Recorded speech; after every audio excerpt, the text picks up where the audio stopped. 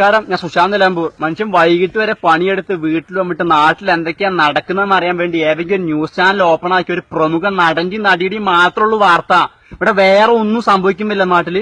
ഇവിടെ പനി പിടിച്ചിട്ട് എത്ര പേര് ദിവസം മരിക്കുന്നു. ഈ നഴ്സുമാർ ശമ്പളം ഇല്ലാത്തതുകൊണ്ട് ഇവിടെ സമരം തുടങ്ങിയിട്ട് എത്ര ദിവസമായി. ഇതൊന്നും നമുക്ക് റിപ്പോർട്ട് ചെയ്യണ്ടേ? ഈ പ്രമുഖ നടനും മടിക്കാൻ രണ്ടെണ്ണം ഏറുണ്ടോ? എന്താ ഒരു പ്രത്യേകതാണ്?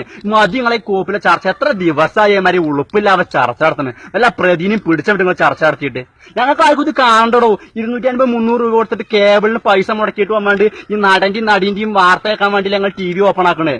ഒരു ദിവസം ക്ഷമിച്ച് 2 ദിവസം ക്ഷമിച്ച് എത്ര ദിവസമായി നിങ്ങൾ ചർച്ച തുടങ്ങിയിട്ട്. നേരം വെളുക്കുമ്പോൾ ഓരോന്ന് മേക്കപ്പ് ഇട്ട് അങ്ങ് ഇറങ്ങി വരികയാണ് ഇവിടെ ചർച്ച നടത്താൻ വേണ്ടി. നല്ലൊരു പ്രമുഖ ചാനലിൽ ഞാൻ ലൈവ് കാണുകയാണ്. ഒരു സംവിധായകൻ ഒന്ന് ചർച്ച നടത്തുക. ഇയാളെ കോപ്പ് കണ്ടാണ്ട് ചാനൽ മാറ്റി വയ്ക്കുക. അപ്പോൾ ഇയാൾ അവിടെ ലൈവില് വേറെ ചാനലിലും. അപ്പൊ ഇതൊക്കെ റെക്കോർഡ് ചെയ്യാണ്ട് നാട്ടുകാരെ പൊട്ടന്മാരൊക്കെ ഈ ആടിനെ പട്ടിയാക്കണ ഏർപ്പാട് നിർത്തിക്കോളി. നിങ്ങളെ കോപ്പിൽ ചർച്ച വേണ്ട. ഇവിടെ നടനും മടിയും വല്ല നമുക്ക് ആരും ചെലവിന് വരും. ഇവിടെ ആരും പീഡിപ്പിക്കപ്പെടാൻ പാടില്ല. പക്ഷെ പീഡിപ്പിക്കപ്പെട്ടു. ഇനി അത് പോലീസ് കണ്ടെത്തിക്കോളാം. ചാനലുകാർ ചർച്ച നടത്തി കണ്ടെത്തണ്ട. വേറെ ഒരുപാട് വാർത്തയോടെ നടക്കുന്നുണ്ട്. നമുക്ക് ഒന്നിനും പറ്റില്ല. നഴ്സുമാർ സമരം നടത്തുന്നുണ്ട്. അതിനൊക്കെ എന്തൊരു ഐക്യദാർഢ്യം പ്രവർത്തിച്ചാണ് 4 ദിവസം വാർത്ത തുടങ്ങിയമാരെ.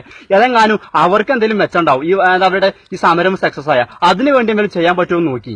എല്ലാവരും നേരം വെളുത്ത് വൈകുന്നേരം വരെ ഈ കോപ്പിലെ ചർച്ച ഇനി വേണ്ട. ഇനി എങ്ങാനും നിങ്ങൾ ചർച്ചയും കൊണ്ടുവന്ന TV ഒക്കെ അവിടെ അടിച്ചു പൊട്ടിക്കും. പറഞ്ഞില്ലാന്ന് വേണ്ട.